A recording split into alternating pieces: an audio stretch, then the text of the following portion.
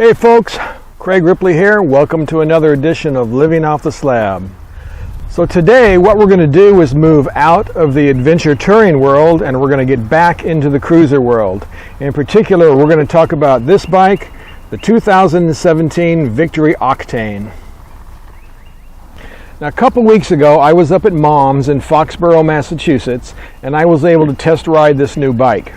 But before we get started on the review, for full disclosure, I want to tell you that Mom's is where I purchased both of my bikes, both my Victory Vision and my Yamaha Tenere.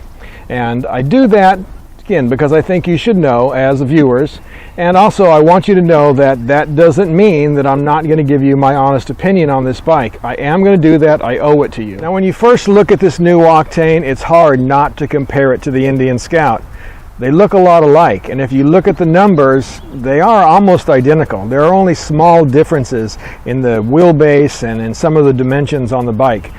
And that only makes sense, right? They're both owned by Polaris and they share some common underlying technological DNA. The Scout has that modern retro interpretation that is so popular right now, whereas the Octane, well, it's kind of more like the Scout's evil twin, right? It has much more aggressive angles, it's all blacked out, and it only comes in that kind of suede gray color. Now, which one of these bikes you like aesthetically, well, that's really up to you.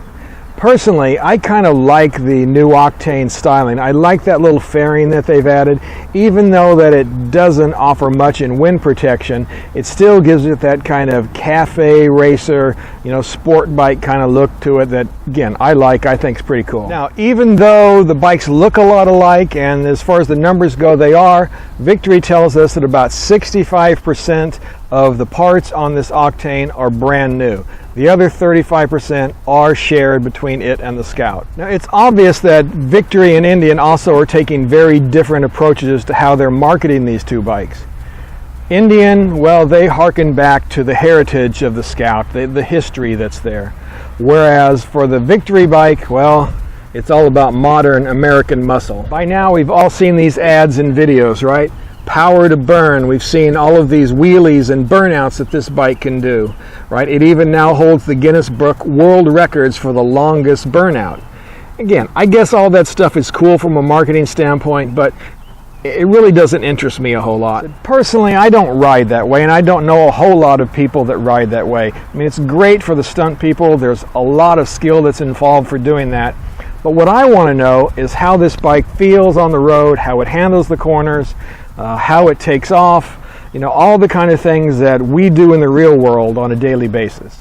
Now, if you look at this picture here in the Octane brochure, it's obvious that Victory wants you to know that this bike comes from some sport bike DNA, right? That Project 156 bike that they took up Pikes Peak last year, and then also these other two concept bikes. But underlying it all, I think, is that Project 156 bike. Now, a lot of us out there in the Victory world, myself included, were a little disappointed that that Project 156 bike wasn't released as a production model. We would have loved to seen a naked sport bike come out of Victory. I mean, there is nothing like that in the American market, right? Everything is cruisers, and I personally think there is a place for it from an American manufacturer. One of the things that were derived out of this Project 156 was this new engine for Victory. Now, it shares a lot of technology as the new Scout engine. They're both water-cooled. The Victory engine has been beefed up a little bit. The bore and the stroke has been increased to give it an additional 44 cc's, and it brings it up to 1179 cc's. It produces an additional 4 horsepower and 4 foot-pounds of torque. So that comes out to be 104 horsepower and about 76 foot-pounds of torque for this new Victory engine. Now, Victory says, and they're absolutely correct, that is the most powerful engine that they've ever made, at least in terms of horsepower. This 106 engine, which is its predecessor, it produces about 95 horsepower and 109 foot-pounds of torque in its stock form. All right, enough talking. Let's take this thing out on the road. So the first thing you notice about the Octane when you climb aboard is just how light it is. Right, as you take off, it's really easy to toss the bike from side to side, and it's extremely low as well. much lower than my Vision, for example. So it's really easy to handle in slow speed situations. It only weighs about 530 pounds, so that really makes sense, right? Now the next thing you notice is the responsiveness in the engine, right? It's quite a bit different than how the power is applied in the Scout.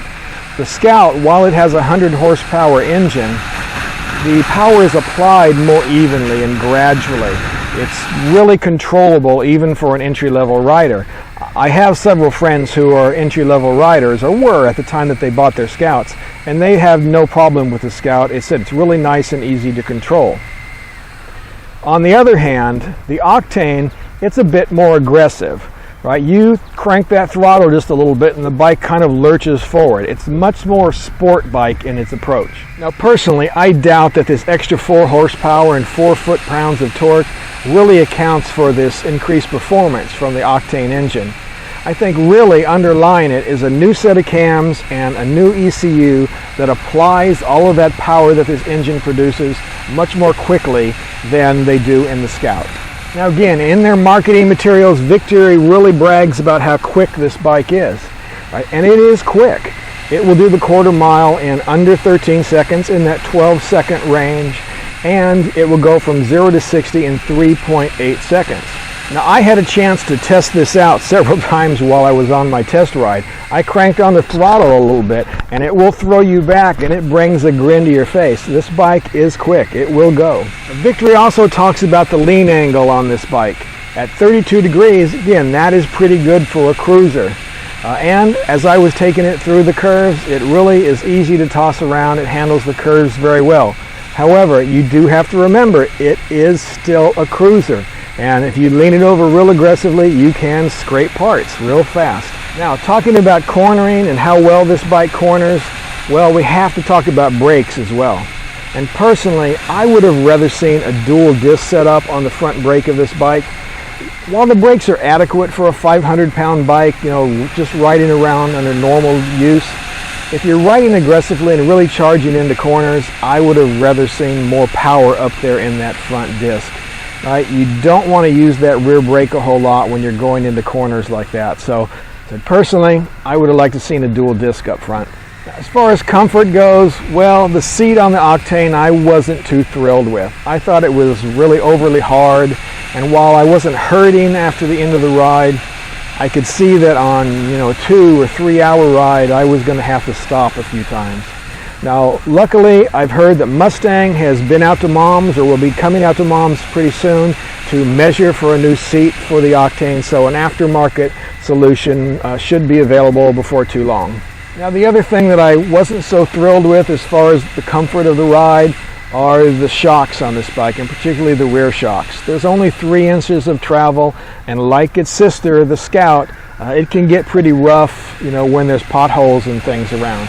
Again, it's not a bike that I would choose to ride, over a long distance. This is more of an around town, have fun kind of bike than it is a long distance cruiser. For the Octane, Victory is offering an upgraded shock system. They have a piggyback adjustable shock that can be added onto the Octane. And while I didn't get to ride it, from what I have read, it really improves the ride quality of the bike. It's about $700, and I know personally that's the first thing I would add on. Now, the second thing that I would add to the bike is a tachometer. Right now, the gauge cluster on the Octane is very simple. Right? It's just a speedometer, and then there's some electronic things, a gear indicator, and some other things there, but it's really simple, really basic. I personally would like to see a tach there, but you can get that as an upgrade for a couple $100, so that's the other thing that I would add. Now, one of the things that I was really impressed with on this new Octane was the transmission, how smooth and how light it feels. On the 106 engine here, well, they can get quite clunky. Some people have likened them to driving farm implements, and it's not unjustified. But the Octane transmission was really smooth, really light, much more like riding a normal sport bike nowadays. Said really great improvement, and I can't wait to see that technology get pushed up into some of these bikes. I think Victory has done something pretty interesting here with the Octane. They've essentially taken a sport bike tuned engine and they've stuck it into a cruiser frame. And it produces a really interesting result. It's a lot of fun. As I said, it'll really put a smile on your face. But personally, I think that bodes well for what Victory might produce in the future. As I said before, I wanted to see them come out with a naked sport bike, and I think that they probably still will do that. They're racing up Pikes Peak again this year in June, and I hope that bike ends up turning into a production sport bike. As I said, there's nothing out there in the American market, so I think that they could really find a place for themselves doing that. Now, the Octane at $10,499 is priced right. It'll get people who are interested in getting into motorcycling or getting into fast riding, some of those younger folks, to take a look at this bike. That price is just where it should be.